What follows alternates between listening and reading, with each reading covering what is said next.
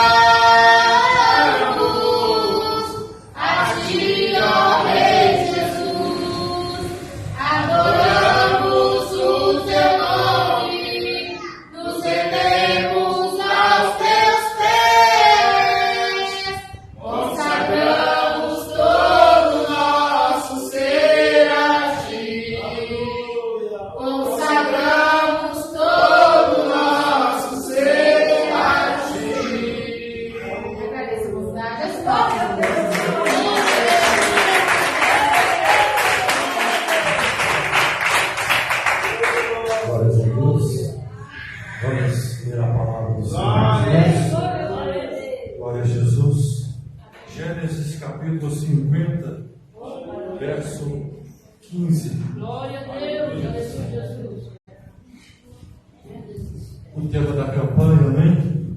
Glória a Deus. Deus. Uma honra. Glórias a Deus. A base bíblica para o tema da campanha, né? Hoje é o quarto duelo da campanha. Te dou a honra. Tentaram o mal contra mim, mas Deus quis o bem. Gênesis 50, no verso 15 ao 21. Glórias a Deus. O Espírito Santo irá falar conosco através da sua palavra. Somos todos alunos, igreja, estamos aqui para aprender do Senhor. Amém? Todos encontraram Gênesis, capítulo 50, do verso 15 ao 21. Vamos ler. Vendo os irmãos de José que seu pai estava morto, disseram: porventura nos odiará José, e nos retribuirá todo o mal qual lhe fizemos. Portanto, mandaram dizer a José: teu pai ordenou antes de sua morte. Assim direis a José: perdoa, rogo-te, a transgressão dos teus irmãos e o seu pecado, porque fizeram mal. Agora, pois, rogamos-te que perdoes a transgressão dos servos do Deus teu pai. E José chorou quando eles lhe falavam. Depois vieram também os seus irmãos e prostraram-se diante dele e disseram: somos teus servos. Respondeu José: não temais. Acaso estou eu em lugar de Deus? Vós, na verdade, intentastes o mal contra mim, porém Deus o tornou em bem, para fazer como se vê neste dia, para conservar muita gente com vida. Agora, pois, não temais, eu vos sustentareis a vós e a vossos filhos. Assim os consolou e lhes falou ao coração. Amém. Glórias a Deus. Glória a Deus. Exaltado é o seu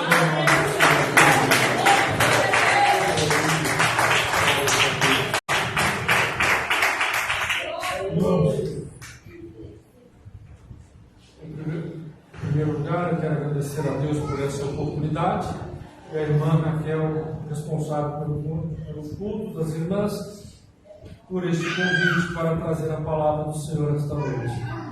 O tema da campanha de dupla honra, irmãos, é baseado no Gênesis 20, 50, no verso 20.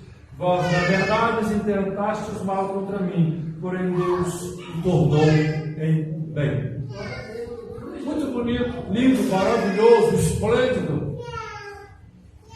Só que muitas passagens da Bíblia que são lindamente pregadas, presta atenção para não distorcer, para não entender errado. Muitas passagens da Bíblia que são lindamente pregadas, maravilhosamente pregadas, não é? Que Isaías 43, quando passares sobre as águas, eu estarei contigo, quando tiver no fogo, eu vou dar também. Você não vai morrer, não vai acontecer coisa ruim. Então, e as muitas outras passagens da Bíblia, onde só pregam as coisas maravilhosas, a parte tremenda. Mas muitas das vezes não é citado a luta, não é citado as dificuldades, não faz menção que a pessoa tem que perseverar, que a pessoa tem que obedecer, que a pessoa tem que ter compromisso com Deus, para que assim, depois, as promessas se cumpram na vida da pessoa. E esse tema de dupla honra, quantas irmãs que escolheu esse tema? Muito bom. Qual foi das irmãs que escolheu o tema da campanha? Amém. Deus abençoe pela inspiração. Amém? Que belíssimo tema da campanha de dupla honra. E em nossos dias, ainda mais em nossos dias, as pessoas buscam, né, que Deus trabalhe em seu favor, que Deus faça algo e que Deus estenda-lhe as mãos. E de fato, igreja, é interesse de Deus. Sim, é interesse do Senhor abençoar o homem, a mulher, a casa, o lar e a família, porque afinal foi Deus que os criou, a sua imagem e semelhança. Então Deus é que é o protetor da família, Deus é que é o protetor da casa, Deus é que é o guardião de tudo e de todas as coisas. E aqui, essa passagem da Bíblia, quando José, os irmãos de José, a história todo mundo conhece, né? Tem até filmes e séries aí. Após a morte de Jacó, os irmãos de José ficaram com medo que José fosse retribuir-lhe o mal. Mas, igreja, não tem vitória sem luta. Se você é um vencedor, automaticamente você é um guerreiro. Não tem como separar uma coisa da outra. Ninguém vence se não lutar. Ninguém vence se não tiver uma batalha. Então não existe. Não tem uma matemática que te faça vencer sem ter que lutar.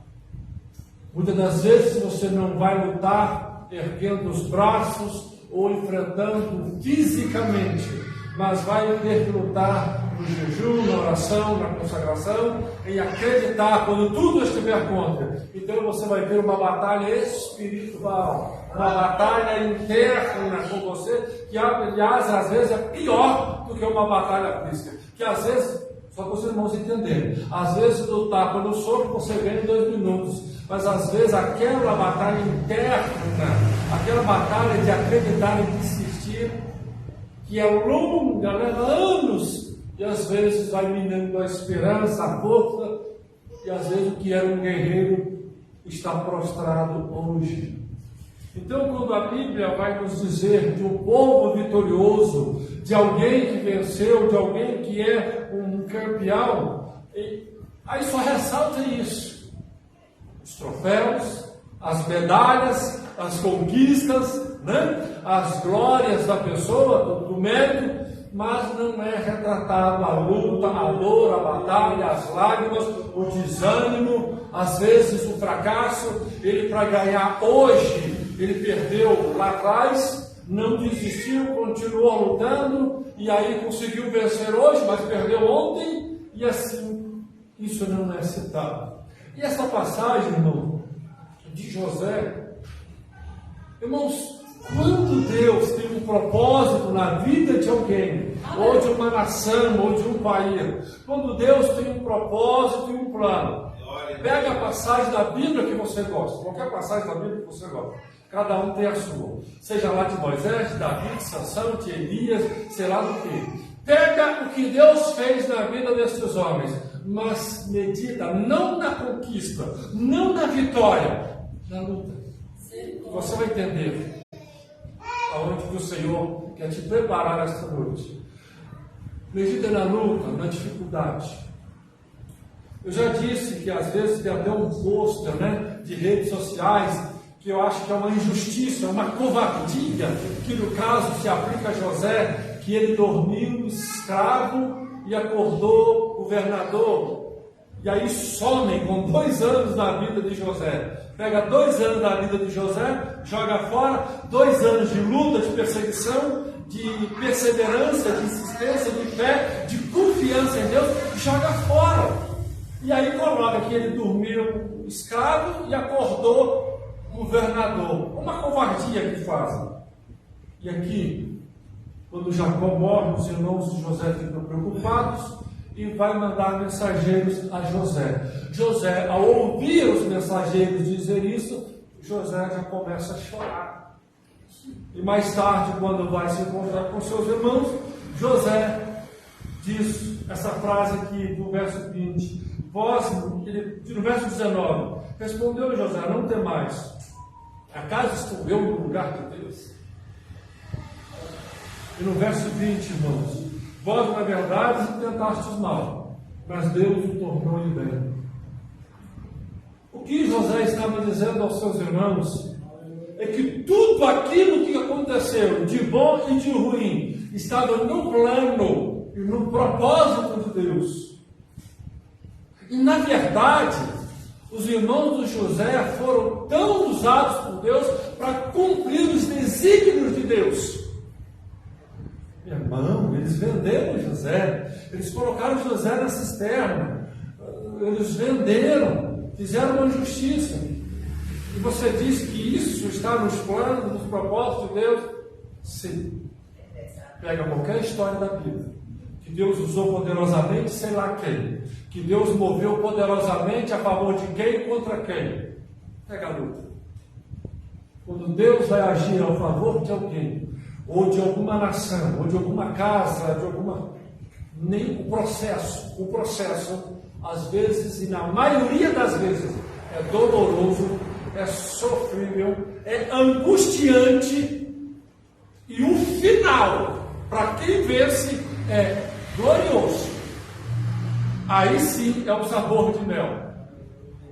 José entendeu que tudo que passou com ele tinha um propósito de Deus, porque Deus que vê lá na frente sabia que haveria uma fome sobre a terra e que precisaria de alguém para resolver, para cuidar não só do Egito, não só de Israel, não só de Jacó, não só dos seus próprios irmãos, de José, quando eles eram ainda adolescentes.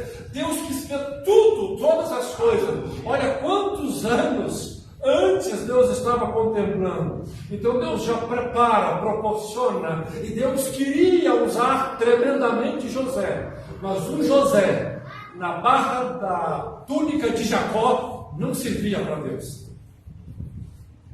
José não seria usado por Deus na barra da calça do papai. José não era esse José que Deus queria. Então Deus faz todo um plano, e José é tirado do papai querido, José é tirado do convívio da família, José é vendido, mandado para um lugar que Deus queria usá-lo. Passa-se 2 anos de injustiça, de perseguição. José chega no palácio e toda a história nós conhecemos. E José, Faraó um dia sonha que viria fartura, mas que também viria fome. O próprio Faraó, com toda a sua instrução, não tinha ideia do que viria. Só, irmão, que Deus pode usar quem Ele quer, crente e não crente, porque Deus é dono. Deus é dono, Ele criou todas as coisas. E no livro de Jó, nós vemos Deus induzindo Satanás a fazer o serviço que Deus lhe havia ordenado. E Deus, Ele pode usar o ímpio, pode usar o profano em seus desígnios, mas a honra e a glória dele será manifestada aos seus servos, ao seu povo, a quem tem compromisso com ele. Então Deus leva José para o Egito. Deus leva José para o Egito a custo de dor, de sofrimento, de abandono, ao julgar sendo abandonado pelos seus irmãos. E Deus prepara José para quando chegasse aquele período de fome, para que ele preparasse o Egito como preparou, porque senão não ia ser só José que ia morrer lá de fome. Não ia só os seus irmãos que iam morrer de fome. Não ia ser só Jacó que ia morrer de fome. Era todo aquele país daquela época, toda aquela região, que seria devastado pela fome. Porque na hora que veio primeiro a prosperidade, os 7 anos, você plantava até de pedra dava. Estou exagerando aqui a expressão, só para os irmãos entenderem, né? A prosperidade era tanta que até de pedra plantava, né? Só estou exagerando um pouquinho aqui, só para os irmãos entenderem. E ninguém pensaria em preparar os celeiros, em guardar mantimento, porque ninguém sabia da fome que viria se Deus não usasse José. E Deus, sabendo de todas as coisas do futuro, prepara José. Eu tenho um negócio muito grande para você lá, José. Você vai ter que sair da barra da calça do papai. O José de Jacó, não quero o José de Jacó. Eu quero o José que vai ser moldado lá. E quando Deus fez o que fez na vida de José, ele aqui agora entende os desígnios de Deus, com o passar dos tempos, das lutas, o quanto chorou, o quanto sofreu, o quanto padeceu. José entendeu aqui que tudo estava no plano e no propósito de Deus. Porque se não acontecesse dos irmãos venderem José e José fosse parar no Egito, viria como aos anos de fartura, os 7 anos de fartura, todo mundo ia comer e às vezes ia desperdiçar, e quando viesse a fome severa, ninguém estaria preparado. Então José e todo mundo ia perecer de fome. Deus, em seus desígnios, provoca uma dorzinha em José, provoca uma dor em Jacó, provoca um mal-estar entre os irmãos para levar José para o Egito, para ele Deus trabalhar nesses desígnios. Porque Deus tinha um plano não só de cuidar de José, Deus tinha um plano não só de cuidar de Jacó, Deus tinha um plano de cuidar do mundo. Porque Porque é isso que Deus faz. Deus não cuida só do seu servo de oração, de jejum. O interesse de Deus é cuidar daquilo que Ele, Deus, criou. E Ele criou todas as coisas. Esse é o objetivo de Deus. Cuidar daquilo que Ele criou.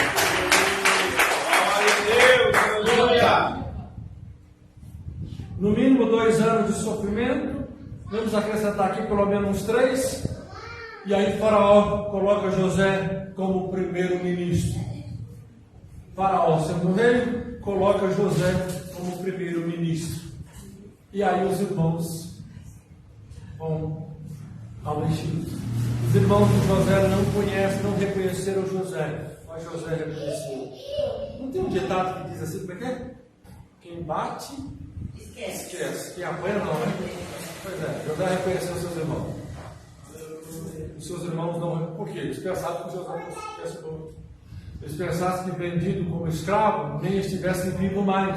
E por mais que José estivesse vivo, os irmãos de José não imaginavam que o primeiro-ministro era o seu irmão.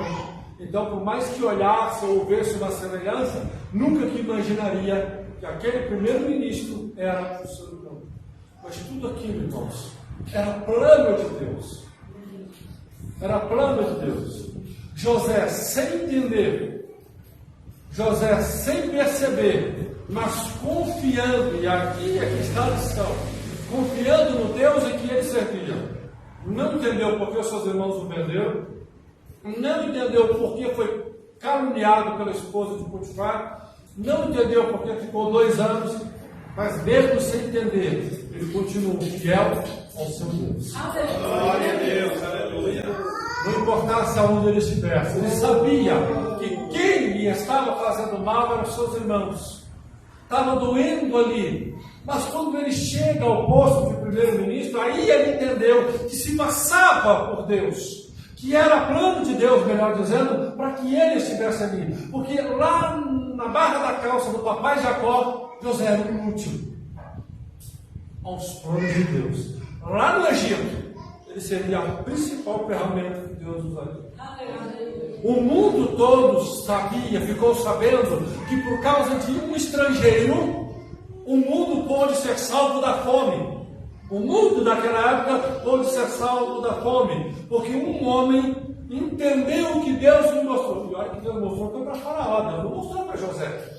Quem sonhou foi Faraó. Deus deu a interpretação para José falar com Faraó. Deus usa quem ele quer, mas a glória dele vai repousar sobre os seus servos. Então aqui, ele vai dizer aos seus irmãos, tudo que vocês fizeram era um plano de Deus. Vocês tentaram mal, mas Deus tornou em bem. Porque a única maneira de Deus tirar José de Jacó era desse jeito. Era no processo dolorido. Porque se falasse com Jacó, deixa José para o Egito, mas nem. Não vai. Não vai levar meu menino. Não vai levar. E aqui nós vemos o quanto Deus honrou José.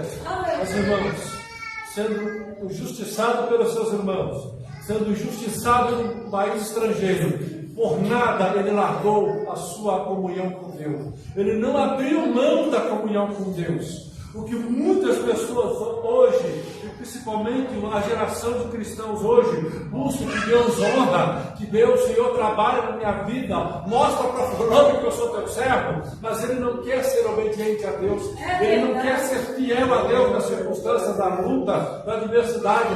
Mal sobra forte, ele já acha que vai despencar e não crê em Deus. Nós temos uma geração que quer ser campeã sem lutar. Temos uma geração que quer ser vitoriosa, sem sequer entrar no campo de batalha. A conta não fecha.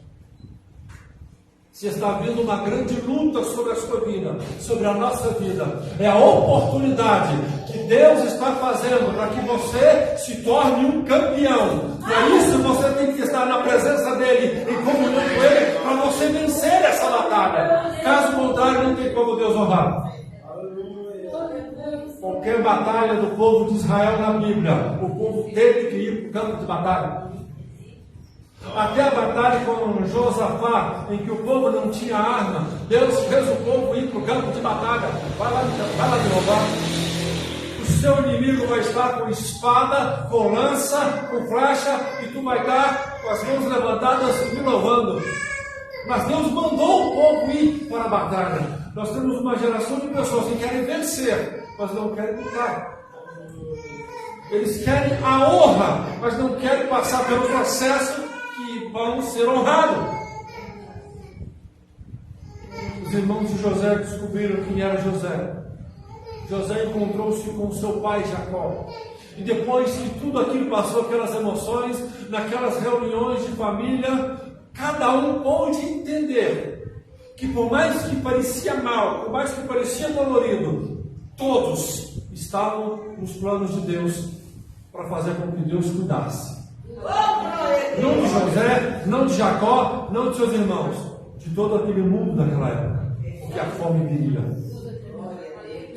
Deus não está pensando só em mim. Deus não veio aqui só por mim. Deus não veio aqui só por você. Deus veio a essa terra por toda a humanidade. Por toda a humanidade. Para salvar aquele que morreu.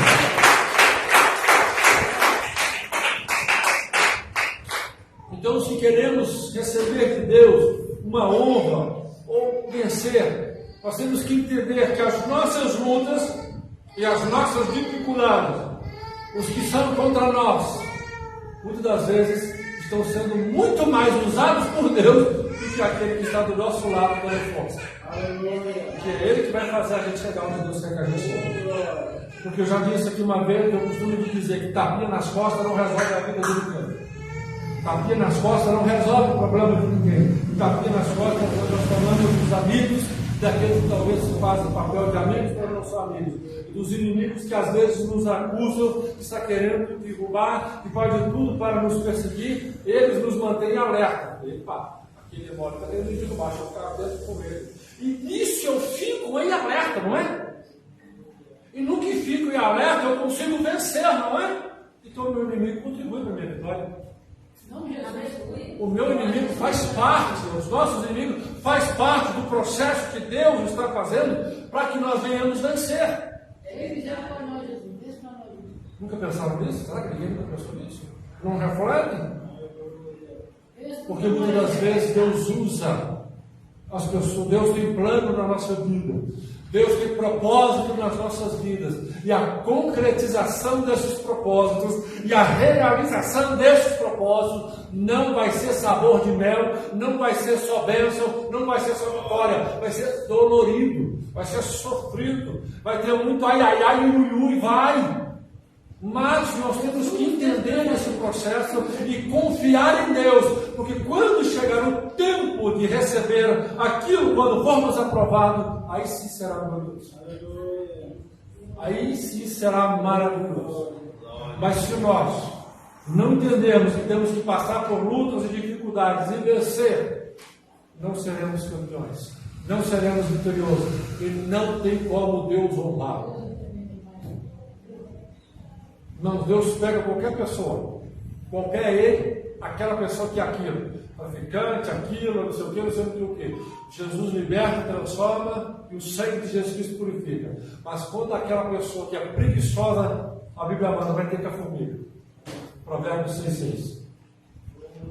Não no sentido talvez material, mas também no sentido espiritual, porque muitas das vezes, como temos sido às vezes preguiçosos espiritualmente, pastor, ora para mim. Vaza. Isso aí Deus responde. Então, ora para mim. Ora por mim. Mas Deus não quer só ouvir a oração dos outros. Deus quer ouvir todos orando, os seus filhos, clamando por Ele. E como às vezes temos sido preguiçosos na oração e queremos que Deus nos honra, quando muitas das vezes sequer falamos com Deus. José pagou o preço. Ele pagou o preço. Deus o avisou em sonhos o que aconteceria. Ele não entendeu os sonhos. Contou para o seu pai. Lembra dos sonhos? Do molho, que os outros molhos se inclinavam diante dele, que o sol e a lua se inclinavam diante dele. Ele não entendeu. Quando contou para o seu pai, uma pessoa que era experiente em sonhos, Jacó falou com ele em tom de ironia: porventura eu e seus irmãos iremos se inclinar perante ti em terra? Jacó falou com tom de ironia, não importa, mas eu estava mostrando para José o que fazer. verdade. Porque ele sabia que tudo aquilo ali fazia parte do processo. Ele sabia que lá no meio do mar, abandonado, sei lá o que, onde estavam vivendo, não era onde que Deus queria, mas que Deus o tirou de lá para colocar num lugar parecido com Daniel. Lembra da história de Daniel? A história de Daniel, eu vou usar a palavra perturbadora, porque muita gente não pensa no sentido, mas a história de Daniel é ainda mais perturbadora do que a de José. Porque Daniel estava num período em que o templo ainda não havia sido destruído, iria ser destruído por Nabucodonosor, o templo de Salomão, com toda a sua glória, com todo o seu esplendor, aquela magnitude de obra. Imagina aquele culto maravilhoso. Um dia estava lá Daniel e todos os seus companheiros, e chega Nabucodonosor, derruba o portão da igreja, os templos de Jerusalém, põe fogo no tudo, pega todo mundo e leva para cativo. Aí nós estávamos aqui adorando a Deus, glorificando, e aí vem Nabucodonosor e destrói tudo, e somos... Mas o que Deus queria fazer com Daniel não era em Jerusalém, era na Babilônia. E o processo para que Daniel fosse uma máquina usada tremendamente na mão de Deus, não só para o seu povo, mas para o futuro, porque o livro de Daniel, o final do livro de Daniel, é para tempos futuros. Era na Babilônia. Olha como dolorido foi para Daniel ter que largar a igreja, o templo naquela época, e ir para a Babilônia. Mas Daniel entendeu que ele tinha que servir a Deus aonde ele estivesse. Assim como José tinha que servir a Deus e ser fiel a Deus onde ele estivesse. Quer seja na prosperidade, quer seja na miséria, quer seja dentro de casa, quer seja fora de casa, não importa o lugar, não importa a circunstância. Ser fiel a Deus acima de tudo e lutar pela nossa comunhão e fidelidade com Deus. São esses aqui que recebem as honras de Deus. São esses.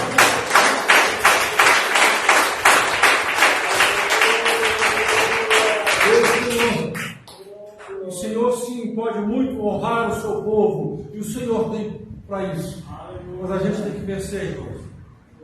Nós temos que vencer. Quem reclama de qualquer luta, quem reclama de qualquer dificuldade que sobrevém, nunca será honrado por Deus, a menos que ele aprenda a abrir a boca para glorificar e clamar o Senhor. Porque não adianta, irmãos. O Senhor está sempre com as mãos abertas, estendidas para abençoar. Mas queremos as vitórias sem lutar. Queremos as bênçãos sem clamar, sem buscar. Mas o celeiro de Deus está cheio. A gente tem que lutar. A gente tem que perseverar. Não desista daquilo que você tem buscado diante de Deus. Não desista do que você tem buscado no propósito de Deus para a sua vida, por alguém. Mas saiba que vai ter que lutar. E lutar para valer. Chegar a um ponto que muitas das vezes, no caso de José, os seus irmãos foram os seus primeiros inimigos. Depois foram os midianitas que o levaram como escravo, que venderam como escravo. Depois foi a mulher de Potifar, que levantou contra ele, armou-lhe com uma cilada. E ele foi vencendo etapas e etapas, sem nunca largar o seu Deus. Os nossos inimigos, o seu adversário, daquilo que você está buscando, nem sempre será Satanás. Porque é outro erro dos crentes, achar que é só o diabo que é contra ele. O que vai se opor a você, o que vai se opor a nós, naquilo que Deus tem para nós, nem sempre será Satanás. Às vezes é o da direita, o irmão da esquerda, às vezes é o irmão, às vezes é alguém da igreja, alguém da família. Mas independente de quem seja o adversário, se são os irmãos de José, se são os mercadores, ou se é a mulher de Potifar, não importa quem é o nosso adversário. Nós temos que focar no Deus a qual nós servimos, no Deus a qual cremos, que Ele nos ajudará a vencer os obstáculos da vida, a vencer os inimigos. O nosso foco é Deus. Aleluia. Deus, nosso foco. Isso, irmãos, tem muitas pessoas que têm tudo para ser vencedores na presença de Deus, mas não pode nem. Ele já começa a deitar no chão. Peraí, já vou deitar para não cair. Já vou deitar aqui porque, né? Eu vou deitar e não vou machucar. E depois querem, ai Senhor, eu quero ser um campeão. Eu quero ser um vencedor. Então aprenda na palavra de Deus, em comunhão com o Senhor, vamos ter força para vencer, porque muitos serão os obstáculos. Você quer ser um vitorioso? Pergunta boba, né? Quem é que não quer vencer? Quem é que não quer ser vencedor? Então, se você quer ser um vitorioso, você tem que ser um guerreiro para lutar as batalhas e vencer com Deus. Caso contrário, não tem. Deus não honra preguiçoso. Também não só no sentido material de trabalho, mas também espiritual. Ah, Senhor, eu quero saber isso aqui. Não, mas saber isso aqui está tão difícil, não desiste. Senhor, eu quero saber isso aqui. Essa aqui está menorzinha, né? Essa é maior. Eu quero saber essa menor, está muito difícil. Preguiçoso no sentido espiritual, no sentido de não insistir, qualquer coisinha. Se Deus der ele um pudim inteiro, ele fala, não tem como partir, não, Senhor. Meu Deus, que misericórdia. Os vencedores, irmãos, são aqueles que vencem as batalhas, que lutam as batalhas, não importa o quão grande eles sejam. Não importa quão grande sejam as batalhas. E aqui para finalizar, a passagem da Bíblia, muito interessante, igreja, de dupla honra. Você lembra daquela passagem da Bíblia em que Jesus manda os 70? Jesus mandou 70 e quando eles voltaram glorificando a Deus, alegres, felizes. Senhor, imploramos os demônios, nos sujeita, nós expulsamos, nós fizemos isso, fizemos aquilo, cada um mais feliz do que o outro. Você sabe quem foi que cortou o barato deles? Não foi o diabo. Não foi o diabo que cortou o barato. Todo mundo alegre. Senhor, eu preguei ali, sei lá, tantas pessoas cercaram Jesus. Senhor, eu preguei ali, curei tanto, expulsei um cara de demônio, até ali foi, tem demônio ali mais. Eu expulsei tudo. E você sabe quem foi que cortou o barato deles? O próprio Jesus. Não vos alegreis porque os demônios vos sujeitam. Está em Lucas 10, 17 e 20. Não vos alegreis porque o demônio vos sujeita, porque curaste, não sei o quê. Mas vos alegreis porque o vosso nome está escrito no livro da vida. Esses aqui fizeram algo para o Senhor e receberam de Jesus a dupla honra. A salvação estava lhes garantida, porque Jesus havia afirmado que o nome deles estava escrito no livro da vida. O que isso quer dizer? Que eles estavam salvos em Cristo Jesus. Ela disse que eles deveriam se alegrar. E foi o próprio Jesus que cortou. Os alegreiros porque o seu nome está escrito no livro da vida. Essa é a maior honra que um cristão possa ter. De ter o seu nome escrito no livro da vida. Se você vai ser bem sucedido na terra ou não, mas ter o seu nome escrito no livro da vida lhe garante que no dia que a trombeta tocar, que o anjo tocar a trombeta, Cristo vier nas nuvens, nós subiremos ao encontro do Senhor nos ares. Não existe honra maior do que essa, de ir morar com o Senhor no céu. Eu peço à igreja que fique de pé. Eu quero fazer uma oração com a igreja, para que Deus, em seus planos, em seus propósitos, possa fazer o que Ele quer. Muitas das vezes, quando as pessoas pedem para Jesus fazer algo tremendo na casa, Senhor, salva o marido, salva a mulher, e quando o Senhor vai começar a tratar, Ele quer que Deus logo pare. Não, Senhor, não vai tem a dó, mas não quer que Deus trata? Não vai ter honra se não houver sofrimento, se não houver dor, se não houver um processo de lapidação. Deixa Deus trabalhar e acredita no processo de Deus. O processo de Deus para salvar, na maioria das vezes, é doloroso, porque nem todos vêm rindo, glorificando a Deus, nem todos vêm. Mas acredita que o processo de Deus há de fazer na sua casa, na sua vida, na sua família, e por que não na empresa, vai ser doloroso, sim, poderá ser, mas no final será naquilo que Deus tem de melhor para a nossa vida. Nós temos que confiar sempre no nosso Deus, soberano Deus, eterno Pai. Eu te apresento, Senhor, este irmão, esta irmã, este teu servo, esta tua serva, que o Senhor quer trabalhar de uma maneira tremenda nesta casa, que o Senhor quer abençoar esta família nesta vida.